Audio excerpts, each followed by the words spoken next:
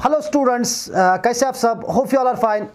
चलिए, last topic हम आपके साथ डिस्कस कर रहे थे अकाउंटिंग कंसेप्ट्स। तो हमने कुछ 8 कंसेप्ट्स आपके साथ डिस्कस किए थे, चाहे वो मनी मेजरमेंट कंसेप्ट की बात हो, चाहे वो बिजनेस एंटिटी कंसेप्ट की बात हो, चाहे वो गोइंग कंसर्न कंसेप्ट की बात हो, चाहे वो कंसिस्टेंसी कंसेप्ट की बात हो, चाहे वो अकाउंटिंग पीरियड कंसेप्ट की बात हो। तो आज हम कुछ फर्दर जितने भी हमारे कंसेप्ट्स पेंडिंग रहे हैं, आज हम उन कंसेप्ट्स को आपके साथ डिस्कस कर लेंगे। तो सबसे पहला, that is your full disclosure.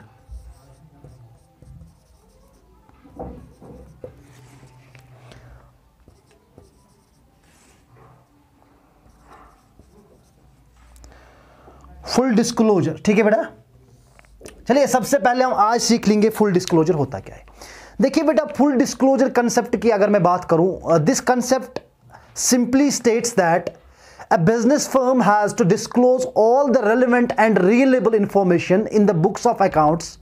यहां पे कहा जाता है कि ये जो बिजनेस होती है, इसको हर एक रेलिवेंट इंफॉर्मेशन या रिलेबल इंफॉर्मेशन अपने बुक्स ऑफ अकाउंट्स में प्रेजेंट करनी है, शो ऑफ करनी है। क्यों हमें इसको दिखाना है? ताकि जितने भी हमारे इन्वेस्टर्स हो, जितने भी हमारे बैंकर्स हो, या जितने भी हमारे कस्टमर्स या सप्लायर्स की मैं अगर बात करूं, उनका कॉन्फिडेंस लेवल बढ़ जाए।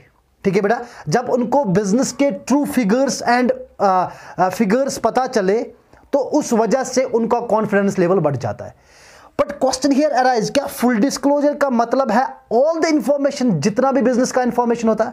देखिए, disclosing relevant information does not mean disclosing secrets of the business.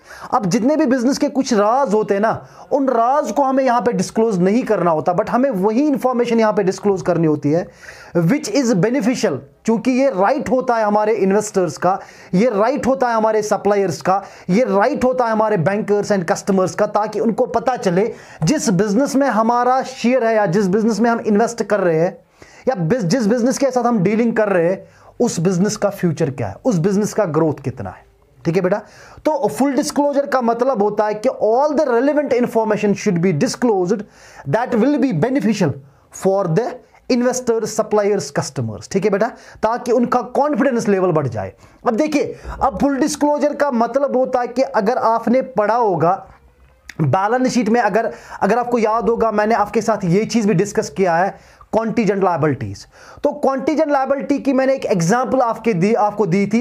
ये वो लायबिलिटी होती है दैट मे और may not arise in the future. ये फ्यूचर में अराइज भी होती है और इट मे नॉट। बट मैंने तब आपको ये बात भी बोली थी, हम इन बैलेंस शीट के अंदर भी इसको दिखाते हैं और बैलेंस शीट के बाहर। जब हम कोई चीज बैलेंस शीट के बाहर दिखाते तो उसको हम कहते हैं फुट नोट्स बेटा, उनको हम क्या कहते हैं? Foot notes. इसी तरह अगर आपके कोई भी क्लेम्स अगेंस्ट पेंडिंग हो गए कोर्ट्स में, तो उनको हम डिस्क्लोज करते हैं as per the concept of full disclosure in the footnote. या हमने कोई भी इन्वेंट्री मेथड चेंज किया, या हमने कोई भी डेप्रिसिएशन मेथड चेंज किया, तो वो भी हम कहां पे डिस्क्लोज करते हैं? बैलेंस शीट के फुट नोट में हम डिस्क्लोज करते हैं as per the concept of full disclosure. ठीक है बेटा, तो फुल डिस्क्लोजर आपको सिंपली याद रखना है। This concept simply states that all the relevant and reliable information should be disclosed to the investors, suppliers, shareholders, stakeholders and bankers of the company so that they will get a confidence regarding the, उनको confidence मिल जाएगा ताकि उनकी company grow कर रही है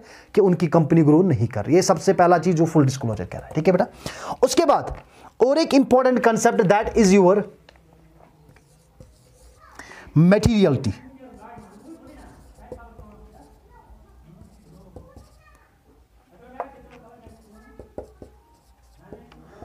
उसके बाद जो आपका इंपॉर्टेंट और एक इंपॉर्टेंट कंसेप्ट है, दैट्स योर मटेरियलिटी कंसेप्ट।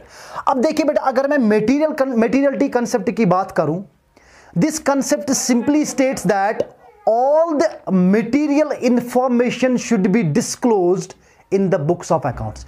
जितना भी हमारा मटेरियल इंफॉर्मेशन होगा, उस मटेरियल इंफॉर्मेशन को हमें डिस्क्लोज करना होता है इन the books of accounts, because वही मटेरियल इंफॉर्मेशन को हम डिस्क्लोज कर लेंगे, that will be beneficial for decision making. क्योंकि हम बिजनेस में फ्रीक्वेंटली डिसीजंस लेते हैं, रेगुलरली डिसीजंस लेते हैं, हमें वही इंफॉर्मेशन प्रेजेंट करनी होती है इन द बुक्स ऑफ अकाउंट्स, हमें वही इंफॉर्मेशन डिस्क्लोज करनी होती है, that will be the base for making decisions. ये नहीं कि हम इररिलेवेंट इंफॉर्मेशन, इमैटेरियल चीजों को डिस्क्लोज डिस्क्लोज कर लेंगे। फॉर एग्जांपल अगर फॉर एग्जांपल हमने कोई सेल की 1 लाख की, या हमने फॉर एग्जांपल एक्सपेंसेस की 10,000 की, तो 10,000 यहां पे मटेरियल थिंग है, सेल का 1 लाख यहां पे मटेरियल थिंग है, तो उनको हम डिस्क्लोज कर लेंगे। लेट फॉर एग्जांपल अगर हमने कोई ऐसे फॉर एग्जांपल एम्प्लॉयज आए, उन्होंने एक दूसरे के साथ हेलो हाई किया, तो that become immediate thing for the organisation. उन चीजों को हमें रिकॉर्ड नहीं करना in the books of accounts. ये material concept simply states that all the material information, ठीक है बेटा, जितनी भी हमारी मटेरियल इंफॉर्मेशन होगी इन विच नॉर्मली, यानी कि जहां पे that will be beneficial for making decisions, ठीक है बेटा। चलिए उसके बाद और एक इंपॉर्टेंट कंसेप्ट जो हमें याद रखना है, दैट्स योर एक्रिवल कंसेप्ट, या इसको हम एक्रिवल एजम्पशन भी कहते हैं।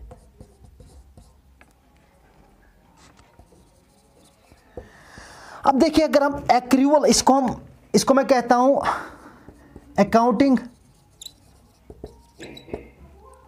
Accounting on timely basis.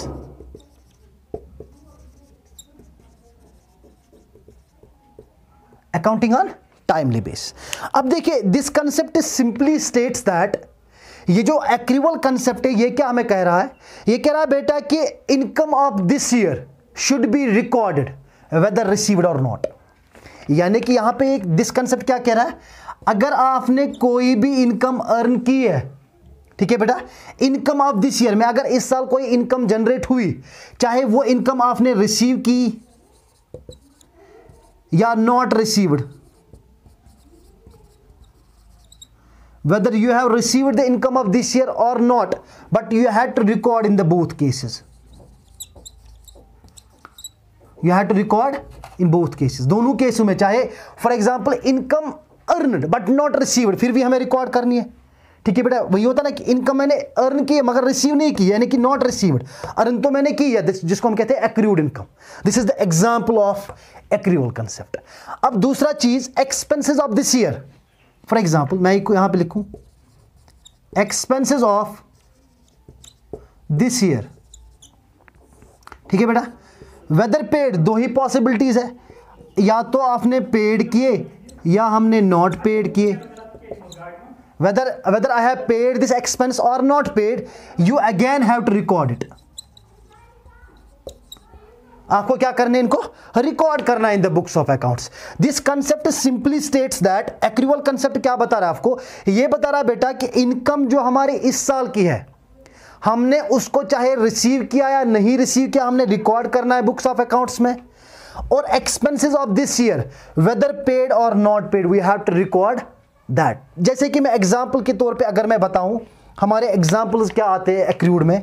For example हमने कोई भी एडवांस पे किया, किसी को हमने एडवांस पे किया, फॉर एग्जाम्पल हमने किसी को एडवांस सैलरी दी, लेकिन उसके अभी बेनिफिट्स बाकी है, फिर भी हमें इसको रिकॉर्ड करना है, ठीक है बेटा। यानी कि ये एडवांस में अगर हम कोई एक्सपेंस करें, या कोई भी हम प्रीपेड अगर करते हैं, इसको भी हमने रिकॉर्ड करना। जैसे कि प्रीपेड बिल्स हम पे करते हैं मोबाइल फोन्स की, या इलेक्ट्रिसिटी बिल पे करते हैं, ठीक है बेटा।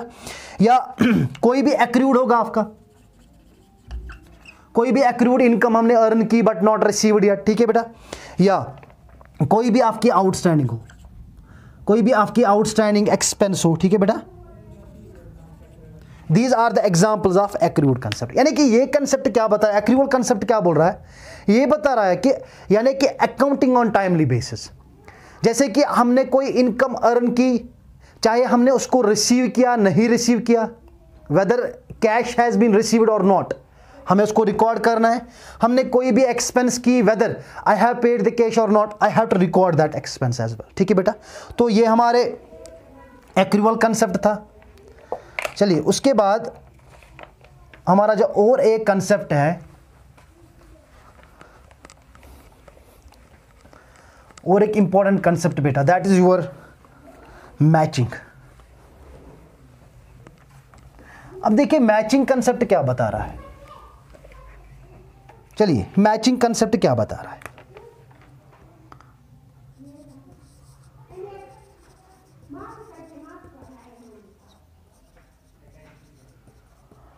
अब देखिए मैचिंग कंसेप्ट के बारे में अगर मैं बोलूं तो मैचिंग कंसेप्ट सिंपली बता रहा है इनकम ऑफ दिस ईयर या expense of this year.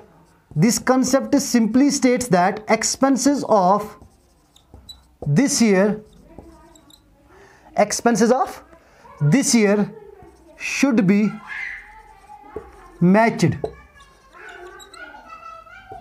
with the revenue of this year. Revenue of this year. ठीक है बेटा। तो मैं अगर मैचिंग कंसेप्ट की बात करूं, ये कंसेप्ट क्या बता रहा है मैं, this concept simply states that अगर हमने इस साल कोई एक्सपेंस की है तो उस एक्सपेंस को हमने चार्ज इस साल के रेवेन्यू पे करना है। ये नहीं कि इस साल हमने कोई एक्सपेंस की तो फिर हम इस एक्सपेंस को चार्ज कर लेंगे अगले साल के रेवेन्यू को। फॉर एग्जांपल हमने इस साल मान लो कि 10,000 रुपए कमाए, ये 10,000 कमाने के लिए हमने कुछ एक्सपेंसेस बियर किए होंगे, यानी कि तो ऐसे नहीं आए होंगे।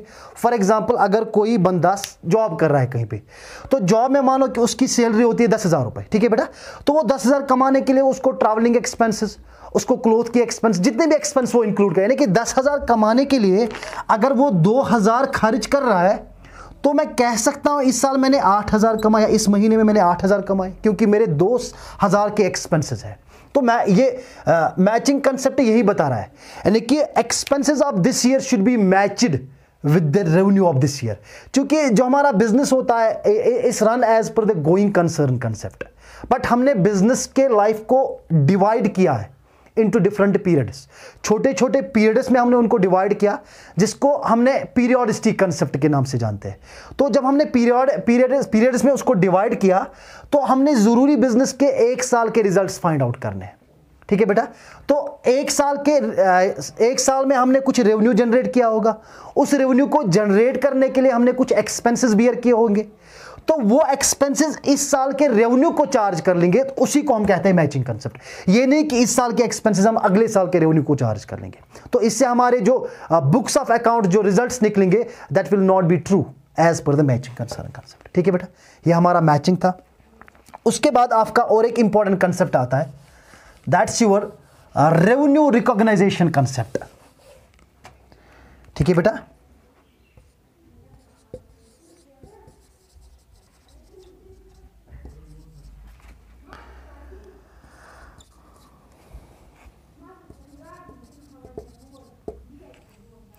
इसको हम रियलाइजेशन भी कहते हैं।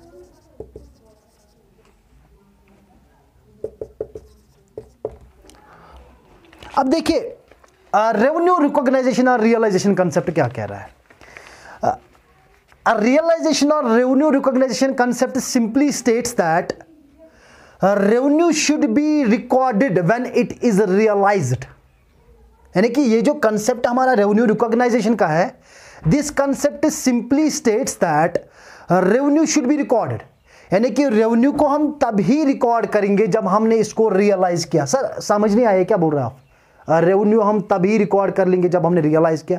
जैसे कि फॉर एग्जांपल पॉसिबिलिटी क्या हो सकती है, एक तो हमने सेल होता है, एक तो हमने सेल किया, दूसरा होता है ऑर्डर।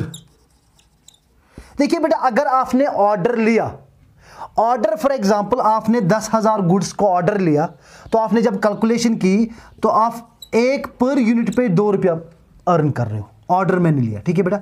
तो मैंने कितने पैसे कमाए? 20,000 में कमाने वाला हूं, अभी नहीं कमाए। तो रेवेन्यू रिकॉग्नाइजेशन कंसेप्ट कह रहा है कि ये होने वाला है, अभी नहीं हुआ, because there is no possession of goods, there is no transfer of ownership. क्योंकि हमने अभी बस ऑर्डर लिया, हम अभी कैलकुलेट कर रहे हैं, तो क्या हम इसको बुक्स ऑफ अकाउंट्स में रिकॉर्ड कर ले? नहीं कर सकते। तो सर कैसे रिकॉर्ड कर लेंगे? जब हमने एग्जैक्ट सेल इस ऑर्डर का किया, अब हमने एग्जैक्टली गुड्स मैन्युफैक्चर किए, ऑर्डर के टाइम तो हमने मैन्युफैक्चर भी नहीं किए होते, बस हम ऑर्डर लेते हैं, हम यहां पे कैलकुलेट करते हैं कि इस ऑर्डर से हम कितना कमाने वाले हैं, इस ऑर्डर से हम 20,000 कमाने वाले। क्या इस 20,000 को हम बुक्स ऑफ अकाउंट्स में दिखाए? नहीं दिखा सकते बेटा। क्यों नहीं दिखा सकते? क्योंकि अभी सेल होना बाकी है, अभी ट्रांसफर ऑफ ओनरशिप होना बाकी है, अभी पोजीशन ऑफ गुड्स होना बाकी है, ठीक है बेटा। तो ये कंसेप्ट कह रहा है कि जब आपसे गुड्स निकलेंगे, यानी कि जब आप गुड्स सेल कर लोगे, बेचोगे, तब आप रेवेन्यू रिकॉर्ड कर लोगे, तब आप रेवेन्यू रिकॉग्नाइज कर लोगे, weather cash is received or not. चाहे आपने कैश लिया होगा या नहीं लिया होगा, चाहे आपने सेल कैश पे की या क्रेडिट पे की, that doesn't matter, but you can record at that time because you have realised. Because क्योंकि सेल के टाइम पे हम इसको रिकॉग्नाइज करते हैं, transfer of ownership, transfer of ownership,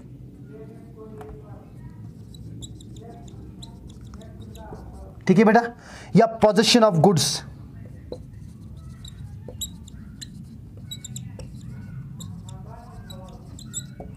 ये कुछ ऐसी पॉसिबिलिटीज है, कंडीशंस है जहां पे आप रेवेन्यू को रिकॉग्नाइज या जहां पे आप रेवेन्यू को रियलाइज कर रहे हो।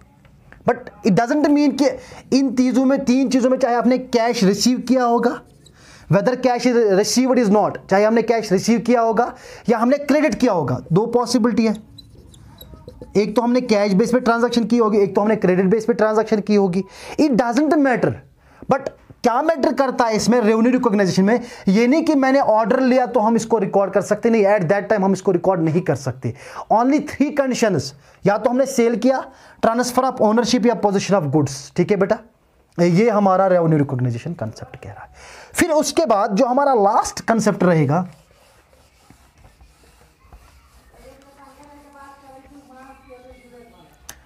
That is your stable monetary unit concept.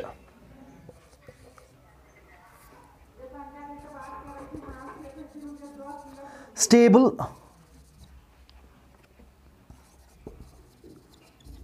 Monetary unit concept. चलिए देखते हैं स्टेबल मॉनेटरी यूनिट कंसेप्ट क्या कह रहा है। देखिए, अगर मैं स्टेबल मॉनेटरी यूनिट कंसेप्ट की बात करूं, यानी कि स्टेबल मॉनेटरी यूनिट, एग्जांपल के तौर पे हम समझते हैं। फॉर एग्जांपल, अगर इंडियन एक कंपनी है लाइक टाटा, अगर टाटा एक कंपनी है तो टाटा एक इंडियन कंपनी है, तो इंडिया में क्या होता है, रुपीस। तो इंडिया में जो हमारी करेंसी वो क्या है, और रुपीस। तो अगर हम बुक्स ऑफ अकाउंट्स में मेंशन करेंगे, हम क्या यहां पे लिखते हैं, रुपीस। फॉर एग्जांपल ऐसे हम मेंशन करते हैं रुपीस 10,000। इस तरह हम रिकॉर्ड ऑफ ट्रांजैक्शंस करते हैं, जैसे कि आपने अपने बुक्स ऑफ अकाउंट्स में देखा होगा। अब देखिए, क्या ये पॉसिबिलिटी है, ये जो टाटा कंपनी है ये यूएस के साथ भी डील करती है, ये फॉर एग्जांपल कनाडा के साथ डील करती है, ये फॉर एग्जांपल ईरान के साथ डील करती है, ये for example Iraq, Pakistan, Kazakhstan, different companies या डिफरेंट कंट्रीज के साथ। और कहने का मकसद ये, हर एक कंट्री का अपना अपना मॉनेटरिकल मेजरिंग स्केल होता है, अपना अपना। जैसे कि अगर मैं यूएस की बात करूं, उनका डॉलर्स है। इसी तरह अगर मैं कुवैत की बात करूं तो उनके दिनार है। तो इसी तरह डिफरेंट कंट्रीज के अपने अपने करेंसी मेजरमेंट यूनिट्स होते हैं।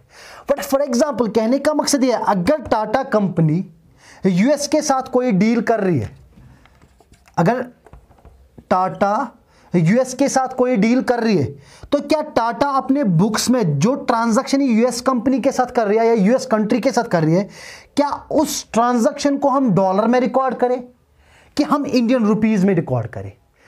तो स्टेबल मॉनेटरी यूनिट का कंसेप्ट का कहना है कि नहीं, अगर हमारा मॉनेटरिकल मेजरमेंट, अगर हम अपने बुक्स रुपीस में रिकॉर्ड कर रहे हैं, तो it should be stable. That doesn't mean कि अगर हम किसी भी कंट्री के साथ कोई ट्रांजैक्शन कर रहे हैं तो हम वो मेजरिंग इंस्ट्रूमेंट लेंगे, यानी कि हम वो उनका मॉनेटरिकल यूनिट लेंगे।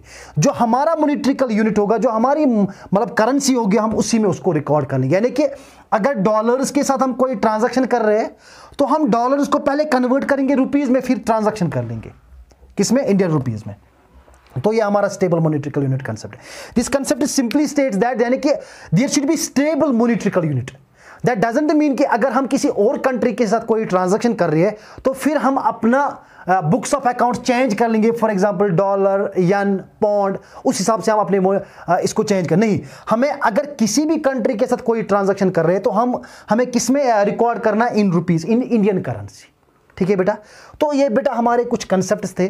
बट अब इंपॉर्टेंट चीज़ जो आपको याद रखनी है, सबसे पहले मैं इन चीज़ों को पेन डाउन कर लूँगा यहाँ पे, जितने भी हमने कंसेप्ट्स पढ़े उनको थोड़ा मैं पहले लिख लूँ, तो मैं बताऊँगा आपको क्वेश्चंस कैसे पूछे जा सकते हैं वहाँ पे। अगर मैं जेके एसएसबी की बात करूँ बेटा, देखिए, तो सबसे पहला कंसेप्ट जो मेरा था,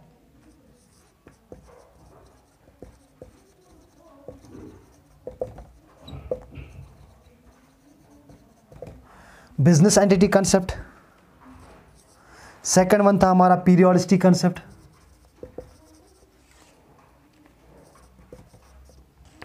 पीरियोडिसिटी कंसेप्ट, ठीक ठीक है बेटा। थर्ड हमारा था मनी मेजरमेंट कंसेप्ट।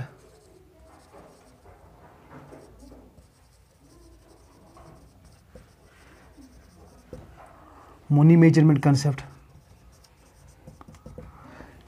और आपका था going concern concept.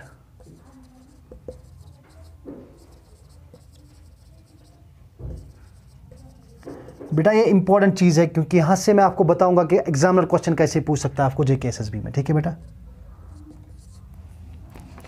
Full disclosure concept.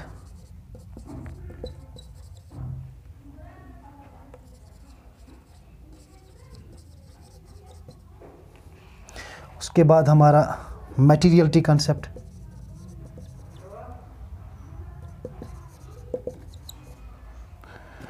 तो कॉस्ट कंसेप्ट।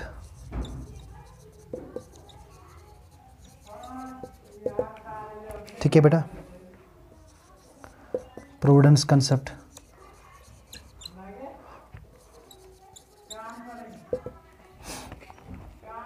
और कंसिस्टेंसी।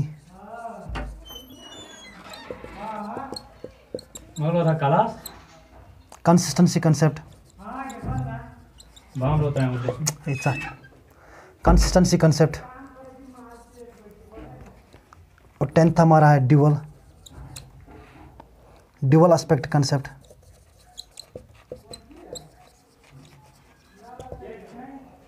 ठीक है बेटा। तो एक्रिवल कंसेप्ट।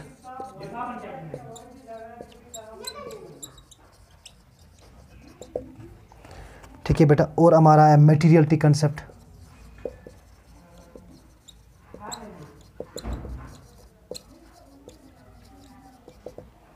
ठीक है बेटा। और 13 recognisation concept, revenue recognition.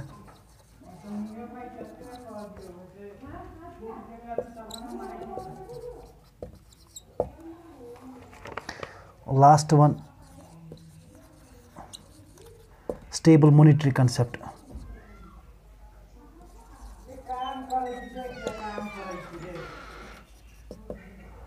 Stable monetary concept.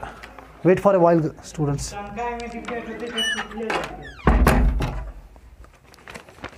चलिए, तो ये मैंने बेटा आपको बताया कि 14 कंसेप्ट्स और एक हमारा कंसेप्ट है दैट्स योर ऑब्जेक्टिविटी। ठीक है बेटा, ऑब्जेक्टिविटी।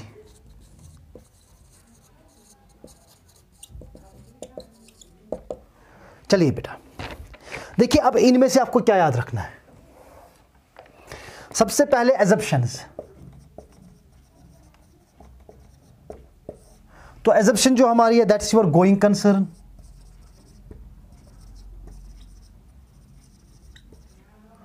ठीक है बेटा। Second one is your consistency. Third one जो आपका एक्रिवल। ठीक है बेटा। और आपके अकाउंटिंग कन्वेंशंस।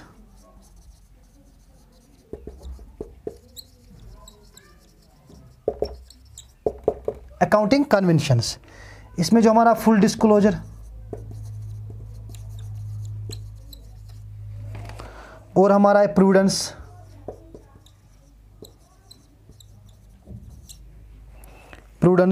ठीक है बेटा। मटेरियलिटी। Last one objectivity.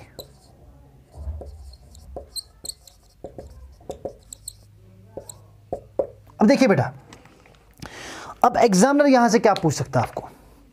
देखिए एजम्पशन जो हमारे going concern, consistency and accrual. For example suppose he will put a question which among the following is not an assumption. For example उसने ये 3 दिए होंगे, गोइंग कंसर्न, कंसिस्टेंसी, एक्रूवल, और उसने इसके साथ बिजनेस एंटिटी कंसेप्ट और एक पॉइंट डाला, विच among the following is not.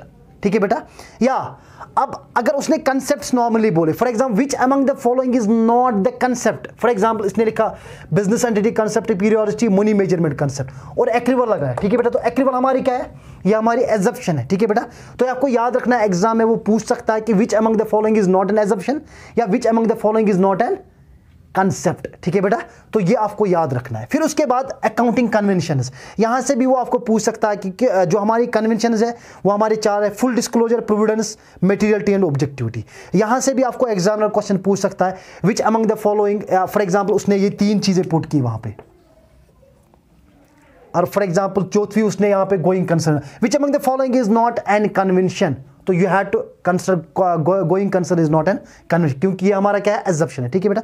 तो यहां से आपको ध्यान रखना है कि आपको बस इतना याद रखना है, हमारे कन्वेंशंस 4 है, full disclosure, Providence, materiality and objectivity, हमारे एजम्पशंस 3 है, going concern, consistency and accrual. Okay, best of luck, thank you.